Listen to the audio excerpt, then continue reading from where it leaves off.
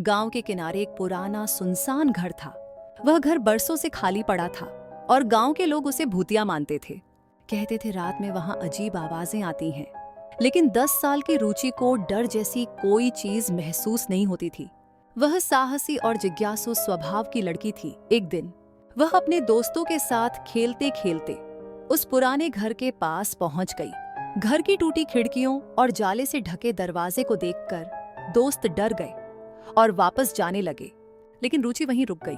तभी उसकी नजर दरवाजे के पास रखी एक खूबसूरत पुरानी गुड़िया पर पड़ी। गुड़िया लाल जोड़े में थी।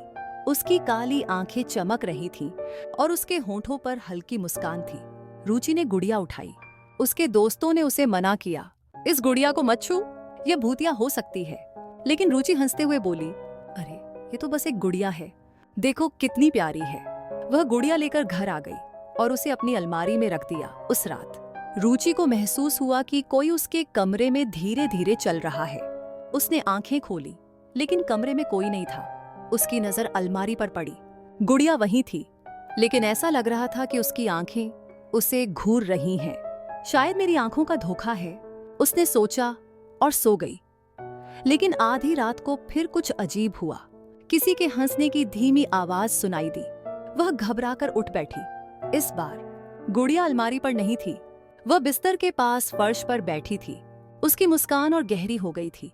अगले दिन रुचि ने सोचा कि वह सिर्फ डरावने ख्यालों का शिकार हो रही है। उसने गुड़िया को उठाया और वापस अलमारी में रख दिया। लेकिन इस बार उसने अलमारी को ताला लगा दिया। रात हुई, कमरे में सन्नाटा था। तभी उसे अलमारी के अंदर से खटखटाने की आवाज सुनाई दी। ऐसा लग रहा था जैसे कोई अंदर से दरवाजा खोलने की कोशिश कर रहा हो। वह पसीने से तरबतर हो गई। उसने डरते डरते अलमारी का ताला खोला। गुड़िया वहीं थी, लेकिन अब उसके हाथ फैले हुए थे, मानो उसे गले लगाना चाहती हो। तुमने मुझे ताला बंद करके नाराज कर दिया, एक धीमी पर गूंजती हुई आवाज आई। रुचि ने गुड़िया उठाई और खिड़की से बाहर फेंक दी। उसने सोचा कि अब सब ठीक हो जाएगा। लेकिन अगली रात रुचि के कमरे का माहौल और भी डरावना हो गया। उसने खिड़की से बाहर झांका तो देखा कि गुड़िया वहीं नीचे जमीन पर बैठी थी। इस बार उसकी मुस्कान और भी खतरनाक थी। रुचि बुरी तरह डर गई। उसने अपनी माँ को सब कुछ बताया।